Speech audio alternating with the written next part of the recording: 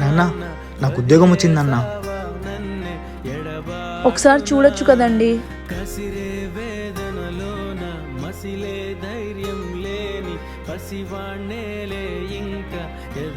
ఉద్యోగం చాలా పెద్దదా?